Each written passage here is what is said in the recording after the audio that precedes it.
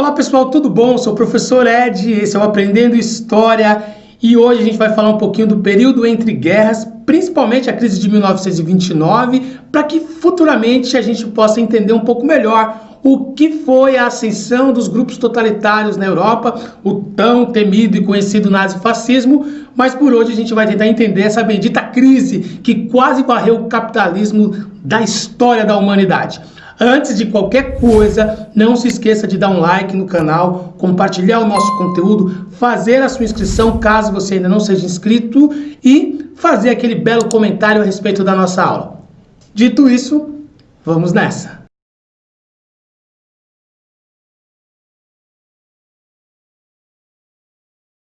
Ao fim da Primeira Guerra, os países europeus eles estavam devastados e com a sua produção agrícola completamente comprometida. No começo do século XX, Europa e Estados Unidos estavam completamente opostos com relação às suas economias. Enquanto a Europa passava por uma crise, os Estados Unidos passavam por um grande desenvolvimento tecnológico e econômico. Quando a Primeira Guerra Mundial começou, os Estados Unidos foi um grande parceiro da Europa, fornecendo diversos produtos agrícolas. No início da Primeira Guerra Mundial, boa parte dos trabalhadores rurais foram para os campos de batalha. E foi exatamente isso que acabou gerando a paralisação do crescimento do setor agrícola na Europa. A solução para suprir produtos industrializados, como armas e munições, se deu a partir das importações de países que não estavam diretamente envolvidos no conflito.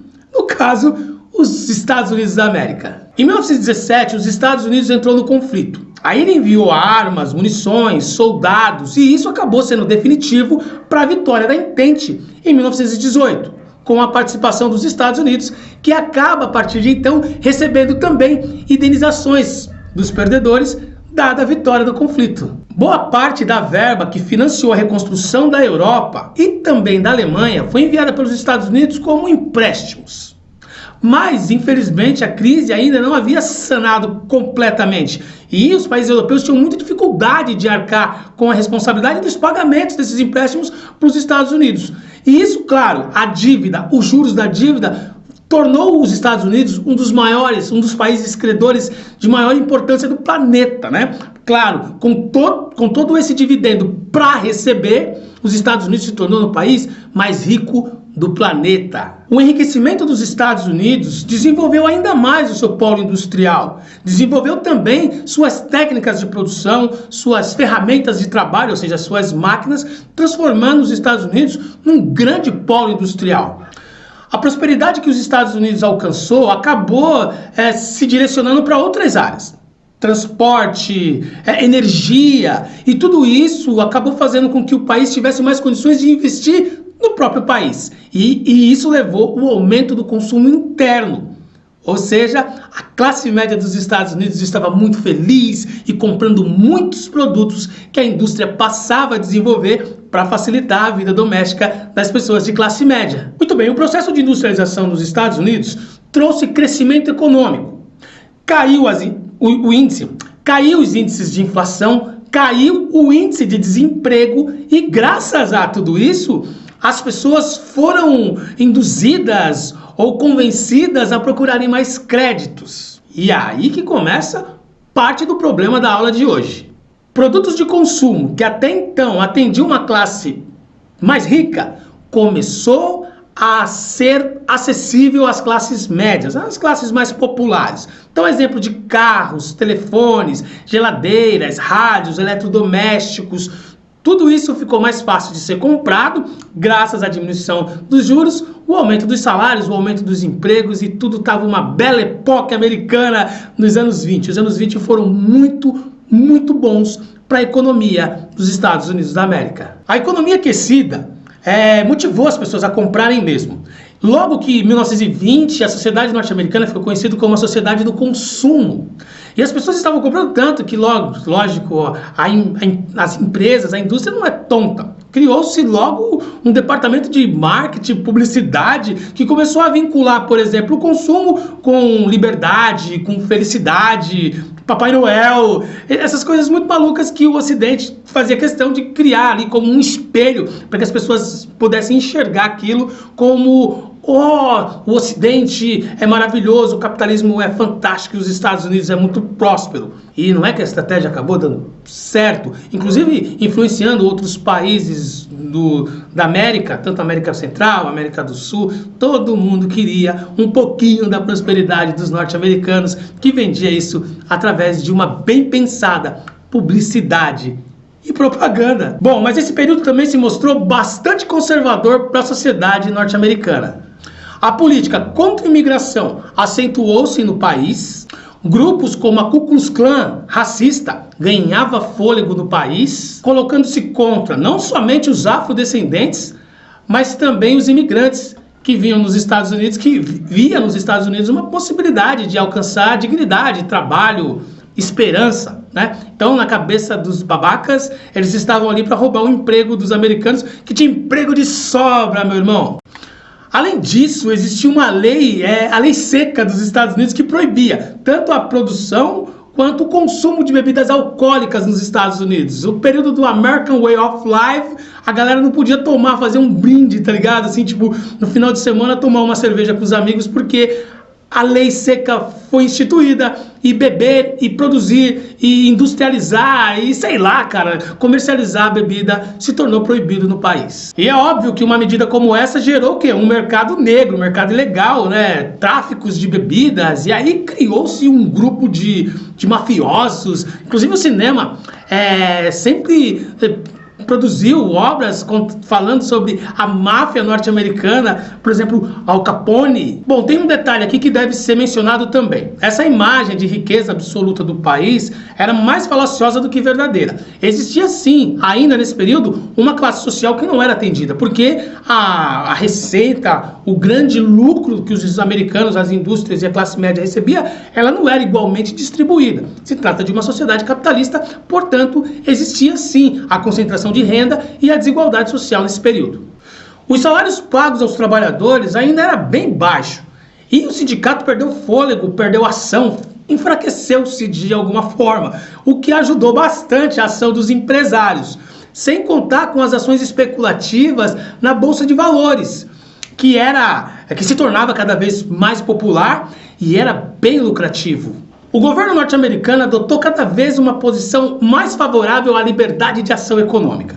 Livre mercado mesmo, total. Os empresários atuavam sem o controle ou fiscalização do governo, e isso fazia com que eles agissem da maneira que achassem mais conveniente. Portanto, nos anos 20, essa questão do crescimento industrial gerou um clima de otimismo para os povos americanos, norte-americanos. E isso fez com que eles tivessem essa coragem de migrar para um mercado que eles não conheciam muito bem, que é a Bolsa de Valores, que é um mercado de risco, mas ao mesmo tempo muito chamativo, porque como a indústria cresce, logo os acionistas que investem nessa bolsa, nesses papéis de empresas rentáveis, participam de certa maneira com os lucros obtidos dessas empresas, e isso faz com que as pessoas também se tornem muito prósperas, prosperando junto com o Estado. E é aí que está o problema da crise de 1929. Bom, dois fatores contribuem para acabar com essa euforia na economia dos Estados Unidos: o fim da dependência do mercado europeu à industrialização norte-americana e o enfraquecimento do mercado interno. Bom, um desses fatores é, claro, a recuperação, mesmo que paulatina, da Europa, mas eles, claro, foram reconstruindo seus polos industriais e, com isso, aquecendo novamente a sua própria economia e deixando de comprar produtos industrializados dos Estados Unidos. Apesar da queda nas importações e do consumo interno, as indústrias norte-americanas elas não pararam de produzir, elas continuaram enchendo o estoque de mercadorias, continuaram a todo vapor, as máquinas funcionando, cara. E aí as mercadorias se acumularam nas lojas e os donos das lojas perceberam o bobagem que eles haviam feito, prejuízo e falta de consumo e, cara, tipo um monte de gente trabalhando, um monte de gente produzindo, não tinha mais onde estocar. É aí que vai começar esse problemão de fato que vai gerar essa crise de 1929. É aí que começam as demissões em massa e o prejuízo para quem investiu em ações dessas empresas que começam a entrar em crise e perder o seu valor de mercado. E aí que entra um ciclo nessa crise econômica estadunidense. Por quê? Mais desemprego, menos consumo, menos valor das ações, mais prejuízos tanto para as indústrias quanto para os acionistas, e o caos está instituído. O dia 24 de outubro de 1929 ficou denominado como a Quinta-feira Negra, que praticamente percebeu, né? Foi o dia D que esses caras perceberam a loucura que fizeram e foi decretado o início da crise desse respectivo ano. Nesse dia, o grande lote de ações colocado à disposição das pessoas, ou seja, a venda na Bolsa de Valores, não encontrou nenhum comprador. Os investidores, então, nesse período, buscaram se desfazer dessas ações, enquanto elas ainda tinham algum valor. E aí a grande disponibilidade de ações no mercado contribuiu para que ela fosse mais desvalorizada ainda. Cara, ninguém mais queria comprar ação. O pior de tudo isso é que a poupança, os investimentos de uma vida inteira, de pessoas que até eram bem-sucedidas até o dia 23 de outubro, no dia 24 acordou sem nada. As pessoas estavam completamente falidas. Presta bem atenção nos dados que eu vou te passar agora. Nos Estados Unidos, a crise agravou-se nos anos seguintes. 5 mil bancos estadunidenses faliram. A produção industrial do país caiu em quase 50%. O produto interno bruto diminuiu 1/3. 25% da população estava desempregada. Em alguns locais, esses índices variaram entre 50% e 80%. Mas não foi só isso, porque a crise não afetou só a economia dos Estados Unidos, mas, de acordo com a globalização, afetou um monte de países, inclusive países europeus, que estavam indo em processo de recuperação. Até o Brasil entrou na dança, porque os Estados Unidos eram o principal comprador do café do Brasil. E aí gerou uma crise aqui dentro do país, dado o seu principal produto de exportação, que era o café. Inclusive, nessa época, você tinha no Brasil o presidente Washington Luiz, que foi deposto para que o Brasil sofresse um golpe de Estado e metesse aqui o Getúlio Vargas para tentar resolver o problema, que é justamente o período que vai começar a industrialização do Brasil, mais propriamente dita. Não que não havia um setor industrial de fábricas no Brasil, mas ele vai se fortalecer a partir da crise de 29 lá nos Estados Unidos, que afeta a economia dos cafeicultores, né, dos grandes latifundiários aqui do nosso país. Bom, dito tudo isso que a gente conversou até aqui, vamos finalmente então entender o desfecho da Grande Depressão que sofreu o capitalismo norte-americano no ano de 1929. O efeito da quebra da Bolsa de Nova York foi devastador para a sociedade norte-americana. Gerou desemprego, além da crise, claro, a crise econômica que vai gerar todo esse caos. Aí você tem pessoas se tornando pobres que eram ricas, pobres se tornando miseráveis, falta de estabilidade, até mesmo emocional, uma onda de suicídios começa a ocorrer, não só nos Estados Unidos, como em outros países que são também afetados pela crise econômica que é gerada lá pela quebra da Bolsa de Wall Street. Cara, no campo, as colheitas apodreciam, os agricultores destruíam suas produções, os pecuaristas matavam seus rebanhos. A sensação era de calamidade pública mesmo. As pessoas tinham fome, não tinham condições de comprar o alimento básico, quer dizer, não tinham nada, não tinha mais perspectiva. Era um estado de penúria total e de muito desespero por parte, claro, do Estado, do governo, que tinha um abacaxi gigantesco para descascar, e a sociedade que sentia na pele os efeitos dessa crise econômica. Foi aí que algumas pessoas resolveram botar a boca no trombone, né? E, claro, o Estado, o governo começou a ser questionado, já que para muitas pessoas, para muitos intelectuais, porque a crise dos Estados Unidos, de certa maneira, ela também era de responsabilidade do governo, que não tinha feito nada para fechar a torneira do mercado de produção, já que ele deu total liberdade para que os empreendedores agissem através desse liberalismo econômico. Portanto, parte da culpa pertencia ao Estado, e agora o Estado vai ter que se virar para resolver essa crise, e ela virá através do New Deal. Bom, a crise também serviu para discussões acerca do liberalismo econômico e também de uma maior intervenção do Estado nos assuntos da própria economia. ou seja, uma forma do Estado também agir junto com os empreendedores, mesmo eles sendo civis, né? A iniciativa privada ali, pessoas que de certa forma não está diretamente vinculada com o governo, com os meios de produção e blá blá blá, mas que de certa forma, produzindo para o Estado ali, dentro da sociedade norte-americana, haja um maior controle do governo federal com relação às atividades produtivas. Eu acho que deu para entender, né? Nos Estados Unidos, essa nova postura de governo teve início em 1932 com a eleição presidencial de Frank Delano Roosevelt. Portanto, a vitória de Roosevelt marcou uma nova fase na política norte-americana que passou a atender a essa demanda, essa vontade popular de uma maior intervenção do Estado nas relações econômicas, e isso foi atendido e, de certa forma, foi o que solucionou o problema da crise. Eu falei de certa forma, não, foi de fato o que resolveu a crise econômica de 1929.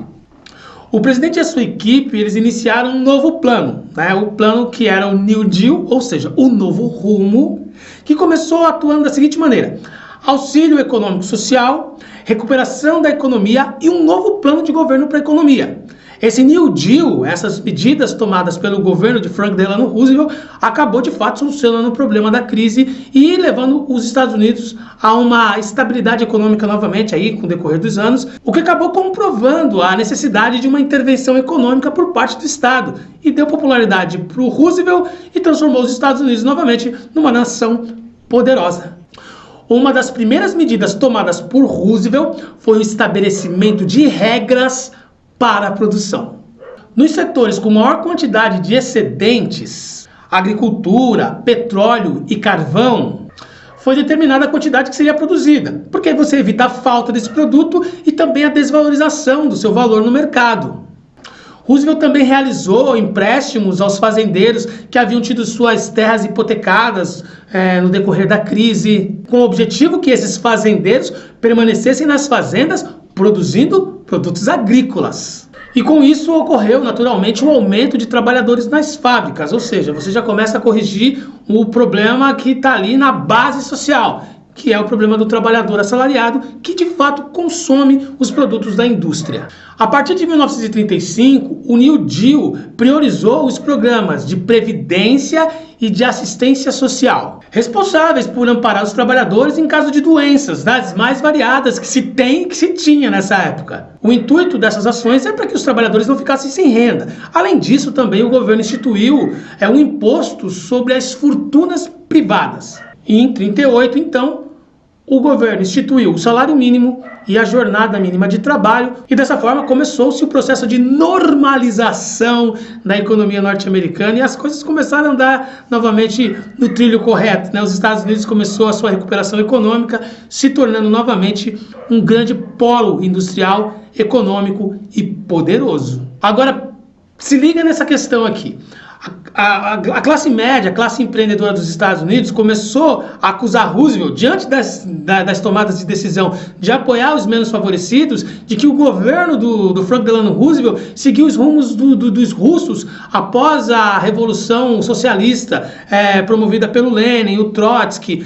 E isso fez com que houvesse manifestações por parte da classe média e por parte das pessoas ricas que o governo seguia rumo a um socialismo, né? Quer dizer, a política de ajuda das pessoas mais pobres incomodou a classe média norte-americana. Bom, mas durante os anos 30 o New Deal prosseguiu até o momento que a economia norte-americana ela de fato foi recuperada, né? Esse processo ele acabou dando certo, gerou bons resultados, mas é claro que o mundo não contava com uma outra grande guerra que ocorre a partir de 1939, que é uma outra história que ainda iremos contar, mas essa crise de 1929 vai nos ajudar a poder trabalhar um outro sistema muito maluco que acontece na Europa nos anos que sucedem a crise, que é os regimes totalitários, o nazifascismo e todos esses modelos de política maluca que nascem na Europa para combater o avanço do socialismo por conta da crise do capitalismo. Então, na verdade, essa aula introduz um outro assunto que a gente vai